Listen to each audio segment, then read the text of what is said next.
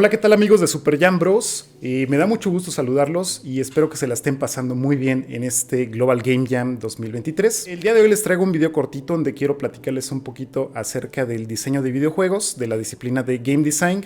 y más específicamente quiero platicarles también sobre el diseño de niveles, que es la especialidad en la cual yo me enfoco. Bueno, pues como sabrán, dentro del desarrollo de videojuegos hay una serie de disciplinas o áreas que son las que finalmente contribuyen al desarrollo del producto, del videojuego como tal, y pues una de ellas, muy importante, es el diseño de videojuegos. ¿Qué entendemos entonces por diseño de videojuegos? Básicamente son todas esas, digamos, actividades o información que nos ayudan a definir el proyecto o el producto, ¿ok? Esto va desde pues, la visión del juego, de qué van a ir, digamos, las mecánicas, la funcionalidad, etcétera.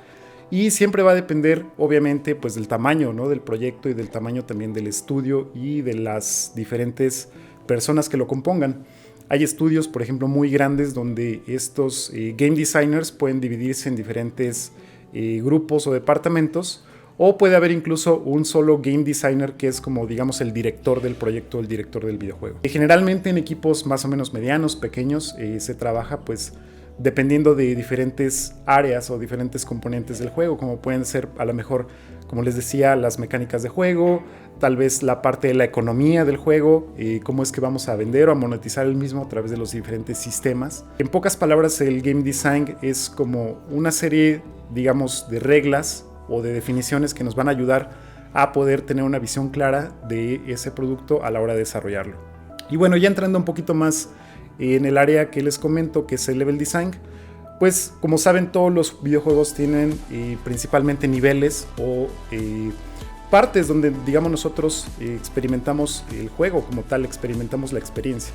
Entonces el level designer lo que hace es trabajar en esas partes de la experiencia donde se conjugan, por ejemplo, las mecánicas, los personajes, los assets, para llevar a cabo pues, lo que conocemos pues, como una dinámica de juego o gameplay. Pensemos, por ejemplo, en el level designer como una especie de arquitecto, que es el que toma todas las piezas ya desarrolladas del juego y pues bueno, las va poniendo en un tablero o en un tablero de juego o en una arena donde nosotros vamos llevando de la mano al jugador para que pueda experimentar la narrativa y la mecánica y la dinámica general del juego, que tiene que ver con buscar un objetivo, que es el cual la motivación que va a llevar a ese jugador a completar los diferentes retos. Y nosotros pues tenemos que diseñar los diferentes retos. Puede ser, por ejemplo, como a lo mejor cómo van a estar posicionados los enemigos en un cierto escenario para poder resolver pues el reto, la mecánica de ese nivel para poder pasarlo. Puede ser a lo mejor un nivel que tenga una sola escena y simplemente se van presentando retos diferentes a lo largo del juego conforme vamos avanzando y nuestro personaje va adquiriendo pues cada vez más habilidades, más ítems, armas, etc. Hay diferentes técnicas que podemos aplicar cuando estamos diseñando un videojuego y cuando estamos diseñando niveles. Generalmente necesitamos pues solamente pluma y papel si lo que queremos es definir pues las mecánicas y definir, por ejemplo, cómo se va a comportar el enemigo, los personajes, cómo es que va a ir, por ejemplo, nuestro jugador avanzando en los niveles del juego a través, por ejemplo, de puntos, de monedas, de sistemas de juego, etc. Y pues ya a la hora de llevarlo pues a la práctica necesitamos de un editor o un game engine. En este caso el level designer trabaja sobre todo con editores de niveles donde ya tenemos una serie de elementos con cuales trabajar, como puede ser un personaje, puede ser una cámara, los diferentes elementos interactivos como a lo mejor los NPCs, las armas, los ítems, etc. Y con ello pues vamos creando diferentes propuestas para que nuestro juego tenga sentido para el jugador y pues darle, como les decía, esos retos para que haya una satisfacción, vaya, de llegar a esa meta o a ese objetivo final, que puede ser rescatar a la princesa, resolver un misterio, etc. ¿Okay? Entonces pues les quiero dar una serie de técnicas muy sencillas que básicamente consiste en tomar el pitch o la idea general del juego, desmenuzarla en los diferentes sistemas que nosotros vamos a empezar a trabajar para poder implementarlos o desarrollarlos, o bien que la gente que se dedique en el proyecto al desarrollo, la programación de las mismas tenga claridad de estas mecánicas. Entonces lo primero es pues prácticamente tomar una hoja en blanco, puede ser un documento de Word, puede ser un software, por ejemplo, como Confluence o simplemente pues, pluma y papel, definir todas esas mecánicas, definir cuáles son las reglas y restricciones que va a tener nuestro sistema de juego y empezar a diseñar con base en ello pues ya las mecánicas y posiblemente los puzzles o las diferentes secciones en las cuales se va a ir dividiendo nuestro juego y pues ponerlas en práctica, como les decía, en un game engine o en un editor a través, por ejemplo, de maquetas en 3D o por ejemplo si nuestro juego es un juego de puzzles o un juego en 2D o más narrativo,